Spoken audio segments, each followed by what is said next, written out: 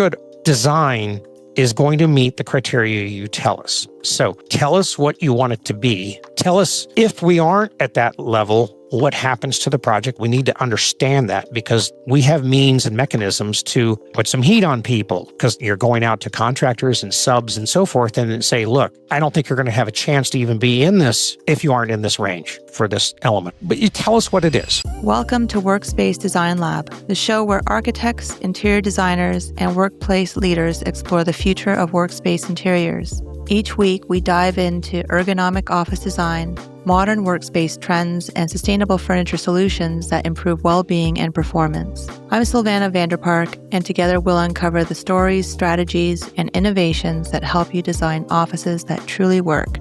Let's dive in.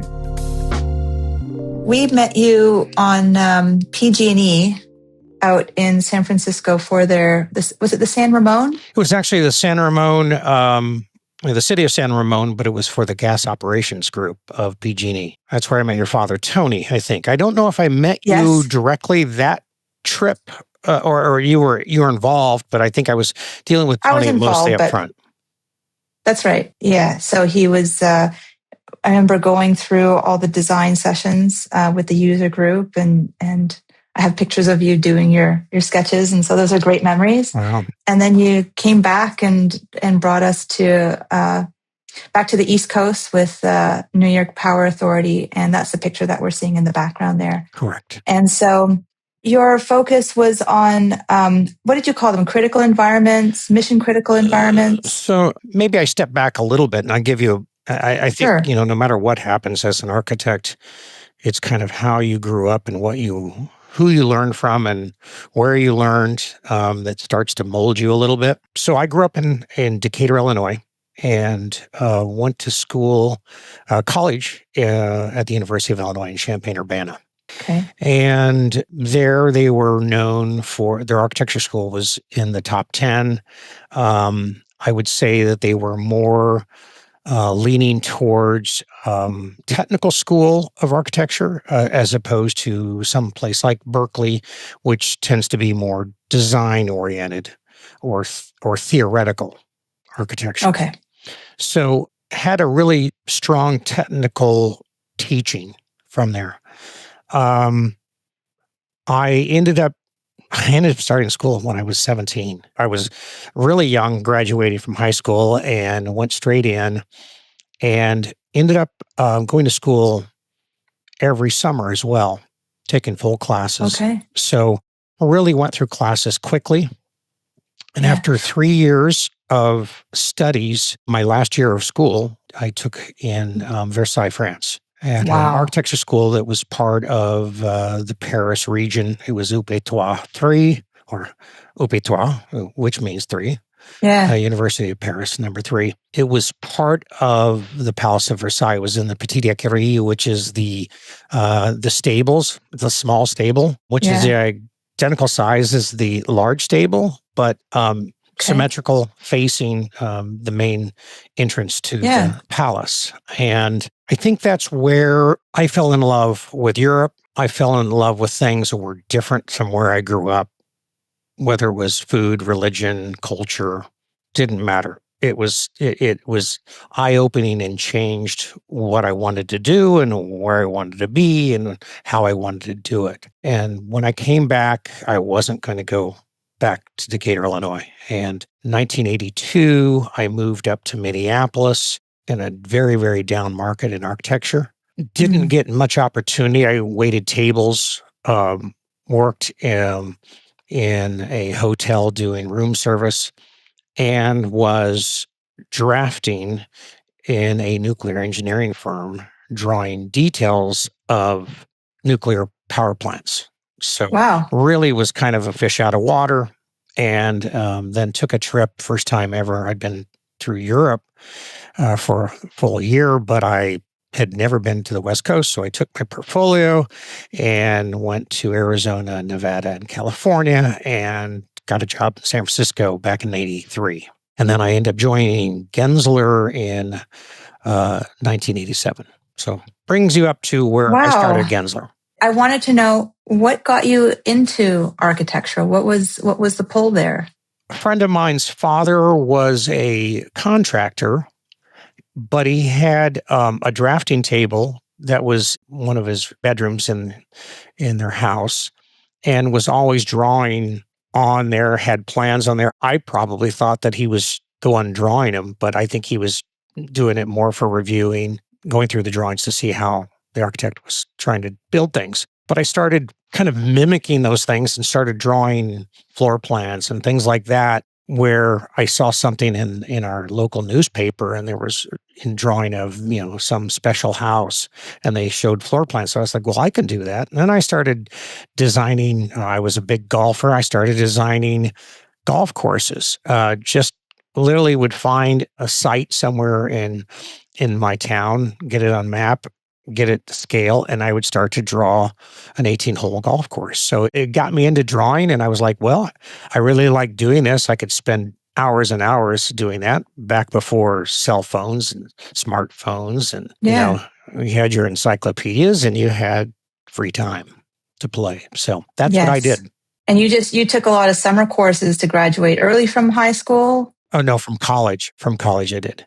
No, I was just young. I was late, or just before the beginning of the school year. So somehow I started school at 4, and it was just, everyone was always older than me, but I always thought that was normal. Yeah, that's fun. Yeah. So you've got a real adventurous spirit to you, and you still love Europe. And is your favorite architecture in Europe, or does anything rival it? You grew up close to Chicago. And I love Chicago. We try to go every year, and my wife is Italian from southern Italy, in a region called Calabria. And clearly Italy holds special memories, and so does France. But I think Europe in general is special. Every country was different. It was usually a different language, a different currency. That's changed a little bit. So I would say it's not as exotic as it used to be, partly because of knowledge, maybe, but more importantly, because it's become a little bit more the same and not as different from each other as they once used to be back in the early 80s. So, but architecture within the States, we just don't have the history. So you're not going to get a lot of that historical presence like you will go, thousands of years back, where we were just in the town of Matera, which is supposedly the third oldest occupied city in the world. Now, there's a lot of cities that were older, but at some point in time, it wasn't habitated or not habitated now. And my trip took me, my travels in school, I would take breaks and somehow ended up down in Egypt and in Israel as well. Wow. So it wasn't just Europe. I kind of went off and saw other places too. So. Wow, what an interesting time to have seen all that other stuff too. Right. So let's come back to Gensler. So you've started in Gensler in 87. Correct. With 3.5 years of work under my belt at another smaller architecture firm. Yeah. Started smaller firm, thought I would want to get my hands on everything as much as possible. Yeah. You're coming out of school. You're really smart in school, but you're really a novice when you get into the real world of architectural practice. So I felt I would be, pigeonholed right off the bat in a large firm. So small firm, I think we had 4 or 5 people, 3.5 years there, and I was ready for a change. And that's where I ended up going to Gensler, San Francisco at that point in time. How did you end up in the mission critical or the, critical operations kind of field? So when you go to school, you're trained as an architect. That's kind of a large word for a lot of things, but the reality is, I think most people think you're just designing buildings. Well, in some cases, and in Gensler in particular, we made our name doing also interior architecture. It was an area that a lot of architects did, but it was kind of like a secondary thing to something that they may have designed. Right. But there was this, back in 65, when Arthur Gensler started his company, there was kind of a hole where people, that wasn't their expertise. And he created that expertise within the field. And renovations of projects, clients who were going into buildings, high rises, and they were taking 2 or 3 floors. They needed someone who could do that kind of work. And so a lot of the work that I was doing was interior architecture. Actually, I ended up running a studio that was interior architecture. So that was a primary focus of my career.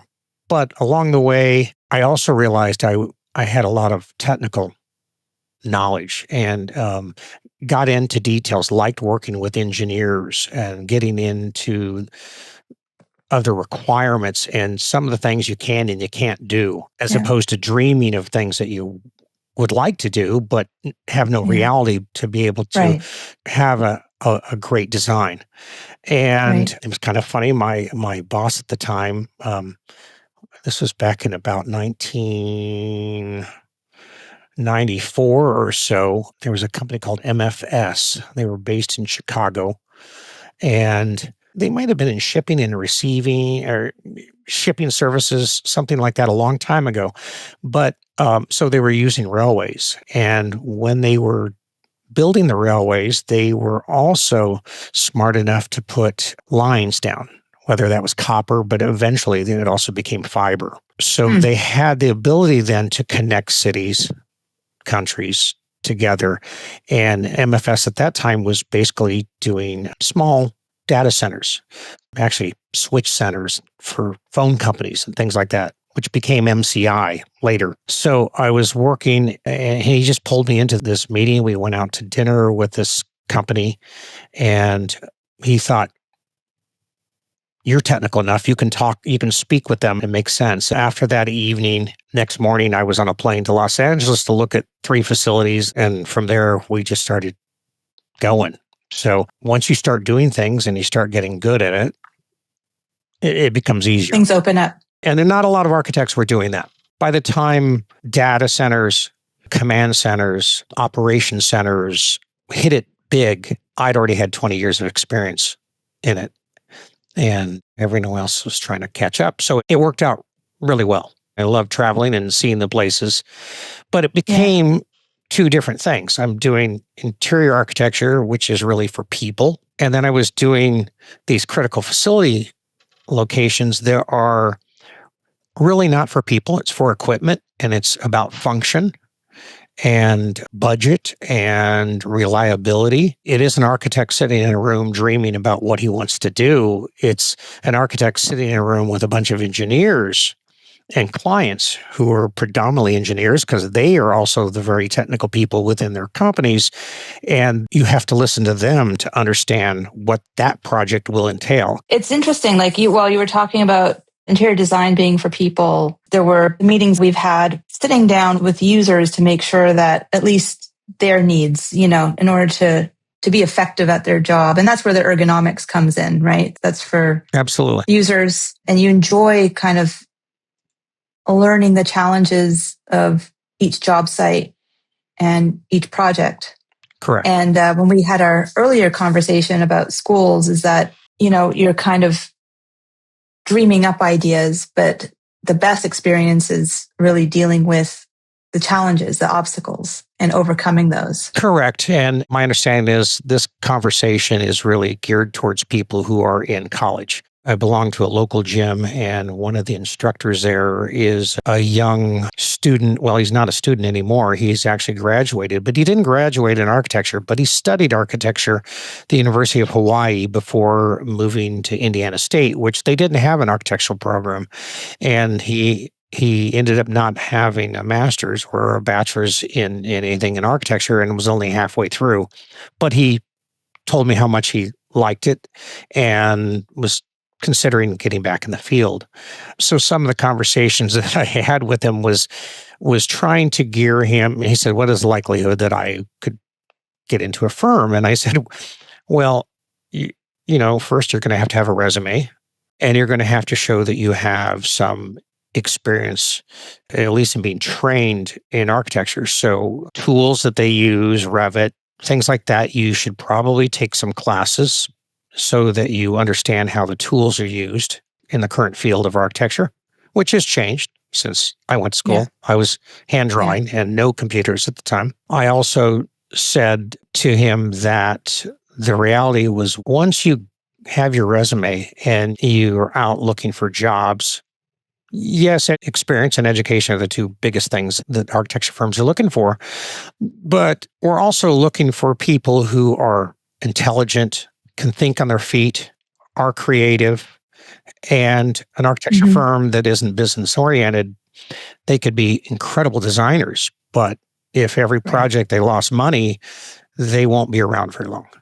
So there's a lot to it. Once someone started and had experience, I ever asked them about their school again, or, other than from interest standpoint, where was it you went to school? Oh, I had some friends that did that and, at that place. But other than that, that's not important in the field anymore. It's how you perform and how you do things. I think what we were talking about was in the design side of things in school, we were given, I will say, a program. It might be limited. It might talk about the size or site, different things about the project, but it really was 100%, especially if you were not part of a team, if it was an individual project, where you would sit there and come up with ideas. And as they told us back then, concepts. How do you come up with a concept? Well, who are you designing it for? So what was strange about it was I always felt like I was having a concept that something that I created for myself, while the projects theoretically were not at all for me. None of the projects I ever did in the real world were projects I was doing for myself, other than one, and that's my home. And my client was my wife. I'm hoping the schools have changed and they provide more information. I would love it if they would do things like have you meet with the group that you're going to be ultimately presenting to at the very end of your project, where you meet with them to understand what the project goals are and what they're really looking for before you come up with creating design ideas and your project, and then getting to a point to present to somebody who's never seen what you're presenting, nor do you understand what those people, the jury members, are even like and dislike.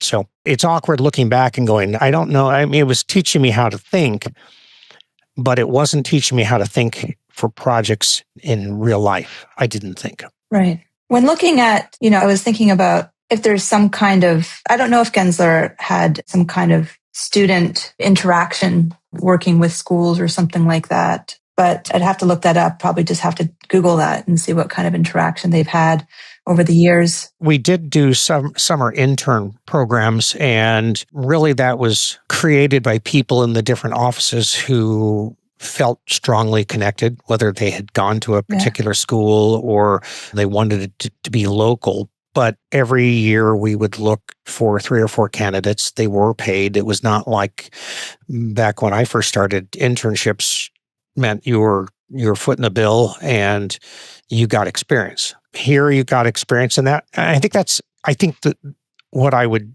tell everyone in school, get a little experience. Even when you're in school, you would hate to spend 5 to 6 years of school to go through it and think this is exactly what you want to do, this area of expertise or location or whatever it is, without really getting out and seeing what the firms do, what the clients do, what the city officials do, to really hone in on what you really like and dislike.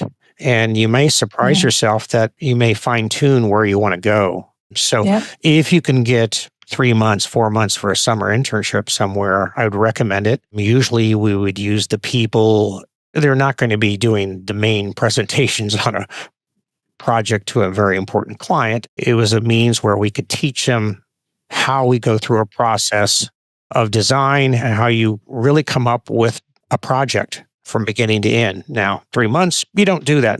You don't go from beginning to end. So hopefully we would get them involved at different phases of a project so they get a glimpse of it. And many times we would then bring those people back once they would graduate, bring them back. And it didn't have to go back to the office where they were trained in, but they could go to any office that Gensler was at. Hey, quick pause. Workspace design can feel overwhelming, right? Requirements, considerations, and costs aren't always clear, and sometimes you're left guessing about what to prioritize. At NovaLink, we endeavor to help cut through that noise with a product and a process featuring a team that offers experience, knowledge, and step-by-step guidance. It just makes the whole journey easier. If that's the kind of support you're looking for, click the QR code or see the link in the show notes. Now, back to the conversation. So when you're doing the approach to the design, when you have a project, it was interesting. You mentioned city officials, all the things that you don't think about. You're thinking, oh, what colors do I like? And what layout do I like? Do I want organic lines or what style materials am I using? Yeah. So yeah. I think that's what people think of, but what's the reality?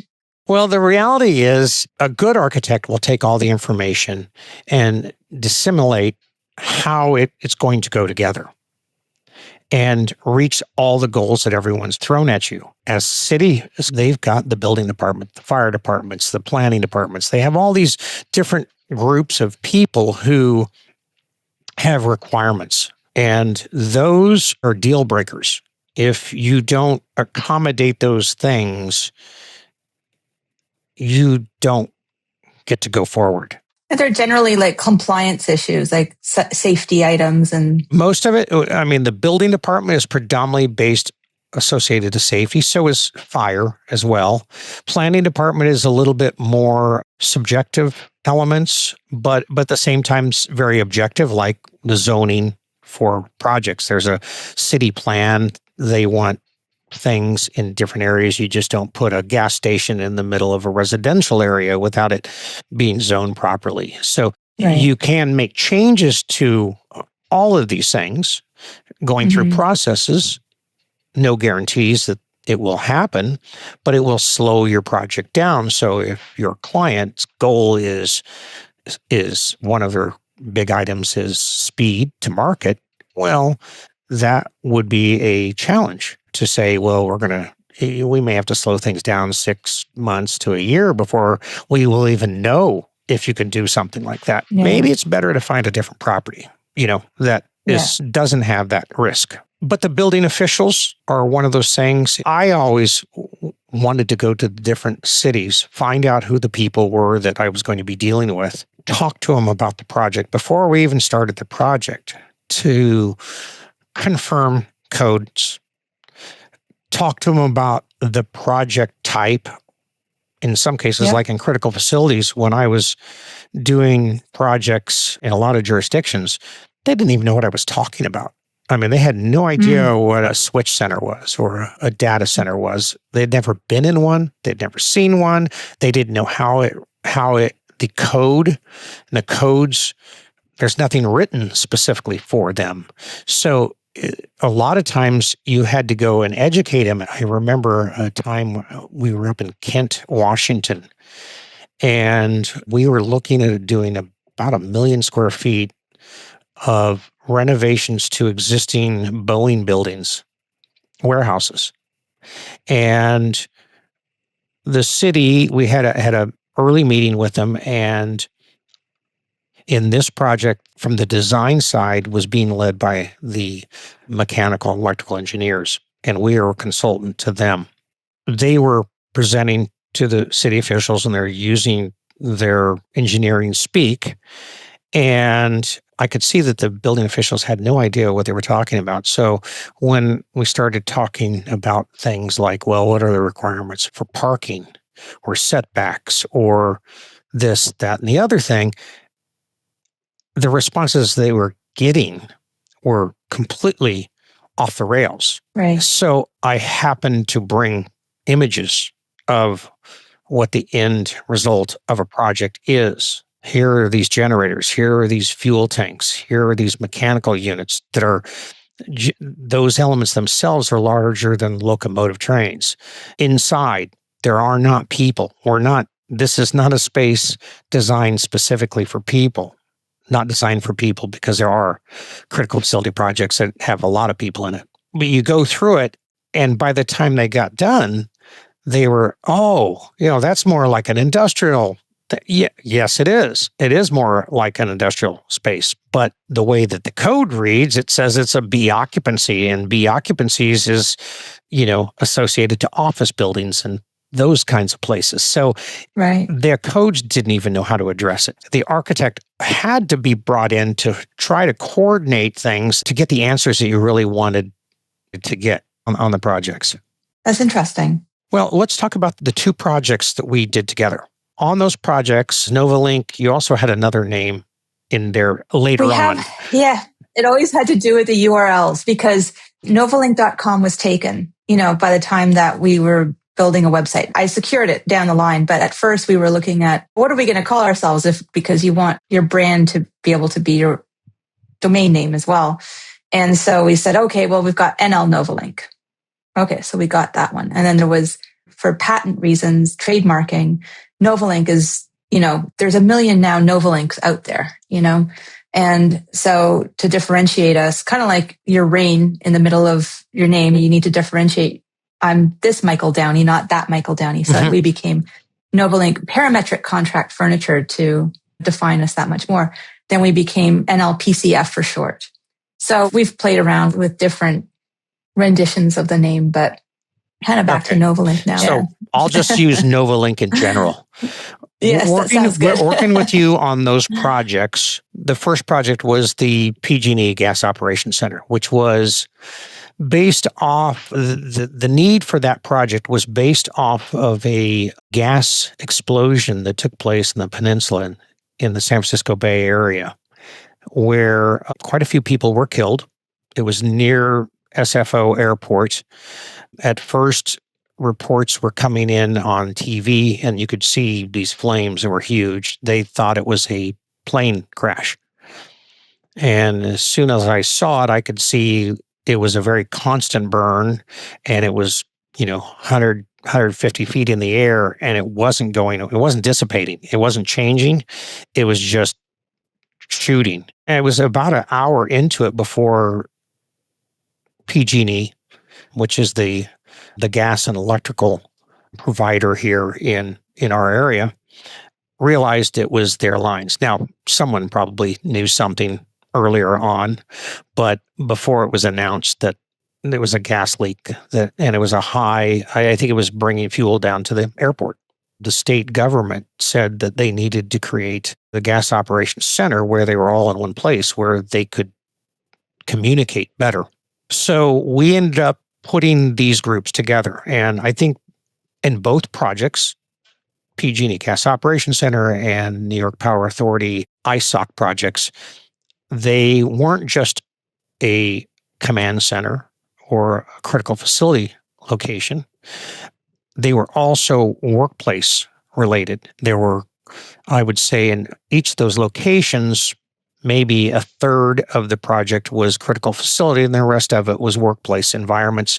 Plus, you also had to realize that this was a facility that could be manned by 3 or 4 people, with things being remote in a non-critical environment, to when something had gone really wrong and everyone is in, and they're needing to be in the command centers where the entire place is filled, and you needed places for that. So people could be there for 7x24 for multiple days. They could be staying there. You needed kitchens to cook just like you would if you were living there. So I thought the two projects were a great fusion between workplace and critical facilities. And I think that's why, to me, they were some of the best projects we did, because it wasn't just for equipment and it wasn't just for people, but it was a hybrid in one place. Both of the projects were placed into existing buildings. So it wasn't something that we were designing from scratch. You have different drivers in those, but in these cases, we were going into existing facilities. NovaLink was not involved at first on the gas operations center. It wasn't until PG&E was requiring us to go out and select a command center desk manufacturer for the project. There weren't that many. There were providers, but a lot of them, first of all, they're very expensive pieces of equipment. And there's a lot of technical information that you need to go through. And by the time we got into it, we needed to know how many monitors, what sizes were they, what kind of equipment was going to be in the desk versus it was going to be remotely located. What are they trying to view? What are they viewing on their desk? What are they viewing on screens? How many do you need? How big's your location? And once you know how many you need and you know all those other parameters of how many monitors, what size monitors, what you're looking at, all of a sudden you don't have an infinite amount of space. So how many could you even fit in here? A lot of times they were making decisions based on the way their existing facilities might have been, which was old technology. So we said it would be better if we narrowed down who the manufacturer for the desks will be because they wanted to bid things out. We said, you don't have the time to go through this process to find out. You might get the less expensive choice if that's what your driver is and how you're going to decide what it's going to be. But you're going to go through it and you're still then going to have to refine your design to be very, very specific to what the client ultimately wants to have. And the drivers of cost and how long it takes to manufacture these elements and how many you're going to do is going to change by providers. So I think we just said, how much would you charge to us? Basically design assist on the projects. And I think we recommended NovaLink based on the quality of what we saw, the flexibility of the different equipment. I don't think there was any guarantees that you were going to get the ultimate project. But we heavily weighed, and I said we would fight if your product is high end, reasonably cost. You don't have to be the lowest. You don't have to, whatever it is. But we used NovaLink as a means to be the experts in the field of a desk in this case. And we're not talking just a little desk. It is a working desk. And when you went into, what's the range of what's the height of people, sitting? How low do you want the desk to go? How high do you want it to go when they're standing? What's the tallest people? And you would first get these clients, well, we've got a guy, it's like 7'2", and we've got another woman who's like, she's 3'1". And you're like, well, you can accommodate that. But once you get to a certain level, a lot of other things don't work, or it changes your cost, or it changes your delivery date. Is there anything else you can do to accommodate those people? Can you raise a platform for a person in a location, or lower the platform where a person was going to stand when it's at the high point? There's things you can do. So we used your company to help us get there. And that process went so well. The next opportunity, Gensler was brought in to the project up in White Plains, New York, where they were using a software program that they had training for the project out here in California. I happened to be the project manager for the project that did that project, and I got a call and they said they would like to hire us to do their data center or their command center. And I said, well, we could definitely help you. I originally said they could talk to this person in our New York office or this person in our New Jersey office. And then I said, no, we want to hire you. So we went back, and first, all we did was meet with the client and talk about the project. They had another architect that was on the project at the time, but they didn't feel that they were getting what they were looking for. And we walked the site. And I had seen some drawings that the other architects had done and where they had kind of located this command center on the floor, and started put that information in my brain. At the same time, I think I called you up or your father. I don't remember which. I was on a taxi back to JFK, and I said, I found out They're wanting to do, was it 14 desks, 18 desks, I can't recall. And they don't know the size that it needs to be, but these are the 3 monitors that they're going to have on the desk. These are the sizes. They're going to have a small phone and a couple other things here. They're going to have a CPU underneath the desk. I listed out and I said, if you could do a drawing to show an example of what the size would be, the configuration of it, just knowing nothing more than I just told you. I said, I'll arrive there late tonight, tomorrow morning. If you could get me something midday your time, I'll throw it back to the client and say, how about something like this? You guys turned it around, and let alone did you just do a plan? I think you did a little elevation and you showed how high and low it would go. And I think you even threw out an idea of cost, time frame to get something like that manufactured. And they were absolutely blown away that, whatever they were using in the plans was probably only based on something that they ever had. And they were light years away from what we were providing them. So that itself sold the project right there. Now, it didn't help design the project by any means, but it gave us a starting point, and actually gave us, we knew that you guys were going to be the ones doing it. Luckily, we didn't bid that out. I mean, yes, you had the criteria. We fine-tuned it as we went along, but that stuff had to be finalized before we could finalize the design of the project anyway. So we were happy. It's a win-win for everybody. It was win-win for you guys because you knew you had the job. We knew what we were going to get. It wasn't a guess. It wasn't going to be a curveball that's going to be thrown at the last minute going, well, we're not going to go with that. We're going to go with something different shape. And that changes the entire planning exercise.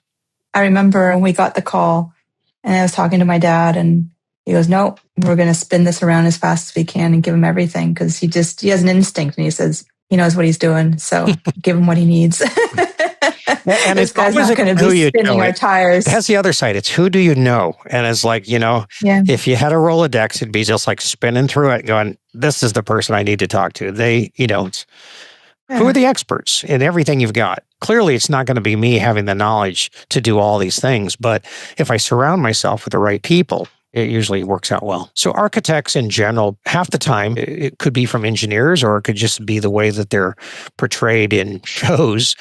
Either they're people who are designing these projects that are just light years ahead of where most people are.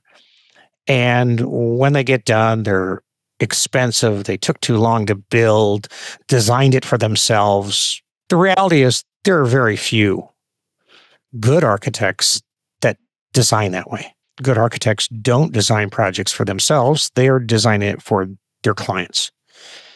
The ones who are paying the money by hiring us to do the projects. And every project can be sliced and diced so many different ways, the way they're organized. It relate contractually. We could have a relationship where we are direct to the client and we hold all the consultants behind us. That's a traditional architectural contract with clients. And that's usually called design, bid, build. In that, you go out and you select a general contractor who then bids out, and you have multiple general contractors that they bid out drawings. There's good things about it, and there's bad things about it. That tends to be the way things were done in my lifetime, more East Coast, Central States. West Coast tended to go more design assist, and in some cases design build. Those sound different, but they are different. To do any of those two options, you have to have a lot of trust in everyone that you're working with. I felt like the design bid build was more about a process protecting yourself from people you don't trust, where you bid it out to these firms. They're looking at the drawings, people are looking at the drawings, are trying to find possible errors in it, where they can say, well, that wasn't in the drawings. You hired us, but that wasn't in the drawings. That's a change, or the criteria that you gave me wasn't accurate to what you have. And you always left this kind of in limbo. So going to something like design build, the client would go direct to the general contractor. The general contractor had the agreement, and the general contractor would bring in the design consultants under them. So in my case, in a design build project, I did not have a direct contract with the client. I'm not protecting the client from contractors who might have malicious ideas of how to treat them. Being an architect, though, we always wanted to make sure the client was in the loop and protected, and we would be telling the general contractor, you need to let them know this stuff, So, Yes. So in those cases, though, I always said, if you can't trust, you don't have any faith in general contractors or design teams or whatever, then you want to have a contract with one group and let them, that group, the architect in this case, protect you. But otherwise, there's better ways to do it. You might have a better schedule. You may have a better cost. As long as you provide them correct information about what your desire is for schedule and cost, both design build and design assist will help immensely in reducing the chances for unexpected costs to show up or delays in the project, in my mind. Now, going into a project and you start a project, as I mentioned when I said we went back to New York to go meet with a client, we did meet with a client, tried to understand what they did as a company, see their space to understand where they were, what they were coming from, and tried to understand how they were organized. Who are the people who are going to be calling the shots? Is it one person? Is it a group of people? Are there multiple groups? There could be more than just a client. It could be somebody who's, maybe they're the ones footing the bill to the project or partly providing monies for the project. So you need to understand who they were. Also, we had to see the site. Without any knowledge, that's tough to do. So our next step was to begin design after we had a contract in place. We went back, and what we did was a visioning session. And a visioning session to me is the very, very beginning of a true project. In that, the client brings the people who are going to make decisions on the project. Usually they don't bring everybody. If they brought everybody, you will hear too many comments and you don't know who to listen to. And we always tell them, only people that you want to have a say in this project, not just a say, but a say in this project, because everything you're providing us is criteria that we're going to use to come up with our design. Right. Yeah. We also needed to know how their approval process was going to take place. Do we, are we going to go traditional? Are we going to go through a schematic design development, construction drawing phases, and we approve along the way, or is some other means? Then we start talking about the project itself and this visioning. And it usually is talking about two different types of things. Some of it is very objective, like you got 10 widgets, versus something that is very subjective, like I like great design. You'll hear people say, I don't know what I like, but I know I like that. Okay. Right. So we have to then, as architects, try to pull this out of everyone, because words are really hard. That you say something means something completely different to me. And most of the people I'm dealing with are not trained as an architect to communicate in architectural words. So let's talk about the objective elements. The objective elements are, of course, budget. How much are you wanting to spend on this project? And it's not like, I really want to spend $10 million, but I want to tell them we're going to spend $5 million. Because I know they're going to come back and it's going to be 10 at the end. No. Again, good design is going to meet the criteria you tell us. So tell us what you want it to be. Tell us if we aren't at that level, what happens to the project. We need to understand that, because we have means and mechanisms to put some heat on people, because you're going out to contractors and subs and so forth and say, look, I don't think you're going to have a chance to even be in this if you aren't in this range for this element or something. But you tell us what it is. The schedule is important.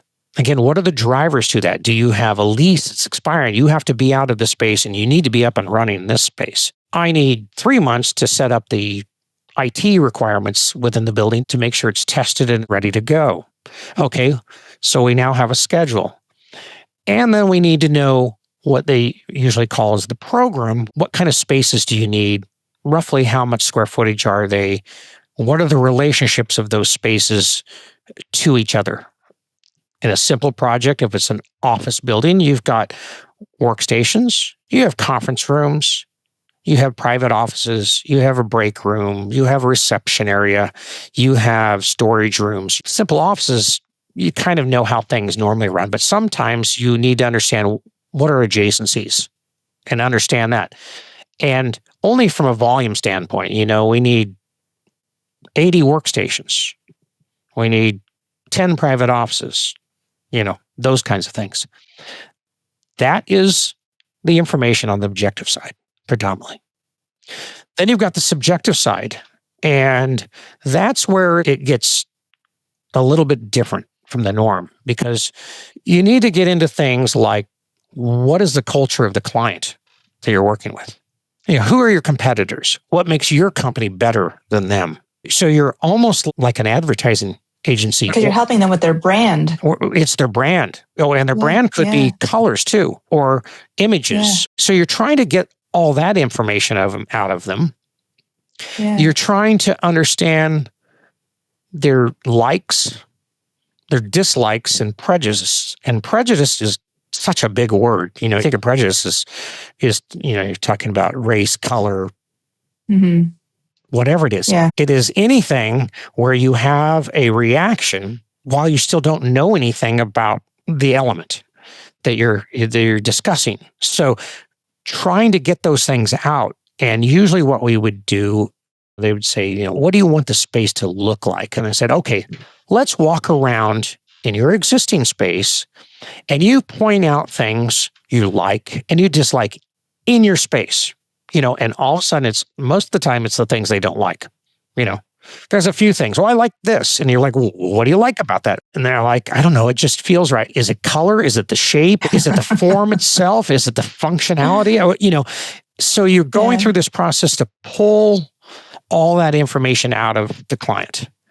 And you take that, and other things in the objective side are the codes and the requirements of the city and limitations of a site. Let's say you're doing a building.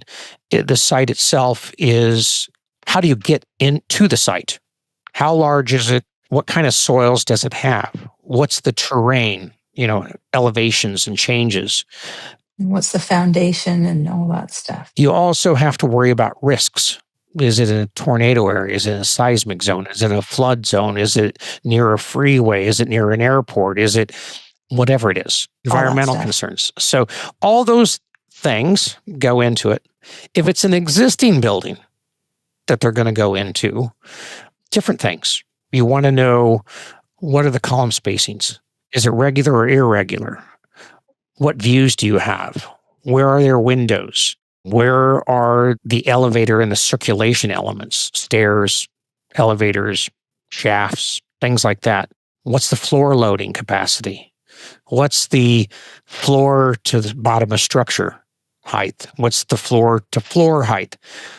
Who and what is above you or below you in the building? Some of the times we put critical facilities into a high-rise building. There may be reasons why that needs to be there, but some of the things that you go do in a critical facility environment is you have to worry about fire suppression. Every building has to have fire suppression, or if you don't have fire suppression systems in your building, codes usually restrict the sizes of things dramatically. So almost always, if you're going to have a real normal size project that you would like to do, you'll want to have fire suppression. Well, water in an environment where it is rows and rows of electric equipment is not good.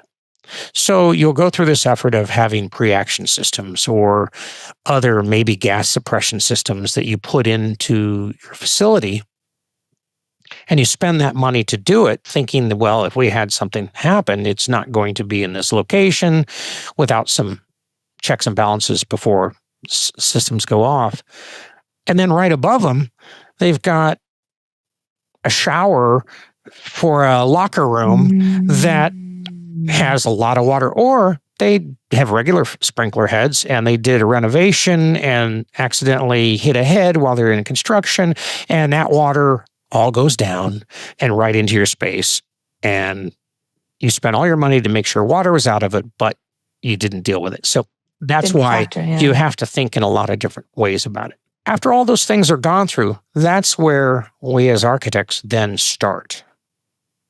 And we start to pull all this information, and we try to then have the client still in those visioning sessions, which could be somewhere between 4 hours to 8 hours by the time, it may be a full day with them, is to, okay, now tell me most important to least important, or at least get them in a range of where you think they are of the drivers that we've now created. Which one's most important? What's the number one? If this project will fail if you don't do this, and then secondary is this down, and then you understand the priorities of the client's thinking. Now we can start to design. Now we're getting to where I said in college, what I felt was lacking was the fact that they wanted you right off the bat. You had a little bit of information. Come up with some design, some criteria, or what's your concept for your projects? And usually you kind of want to have different ideas, 3 or 4 different options, maybe 4 or 5 at first, and start to narrow down to 2 or 3 strongest options. But you take that and you're weighing it against all the prioritizations that the client has made of the things that they need to have in this project.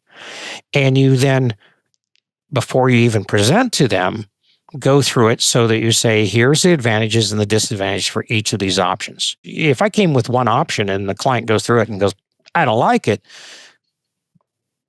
we're going to be still in schematic design. I'm not going to get paid because we're not done.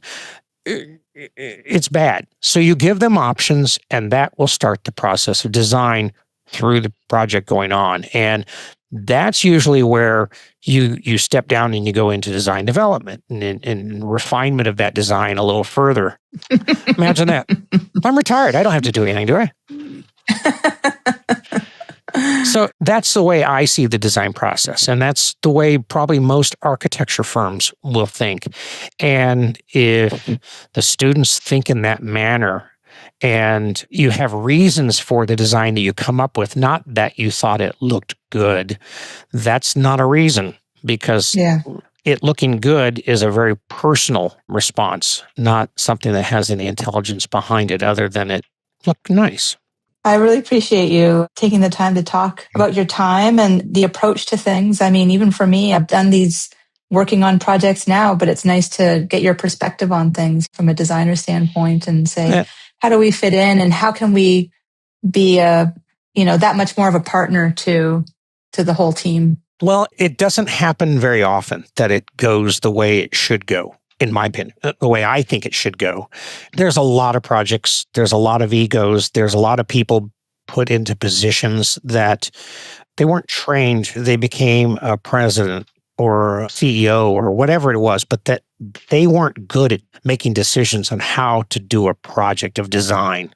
Because they're the most important person in the company, they're embarrassed to sit there and say, well, I need to bring myself and surround me with people who really understand this process to help me make decisions, because I do want to provide direction, but I don't know what I'm doing. And you'll get 2 or 3 people of not knowing what they're doing, but they're very intelligent people. Sometimes you go down the project and the next thing, you're in for permit or they're in construction and they're like, well, that's not what I was thinking.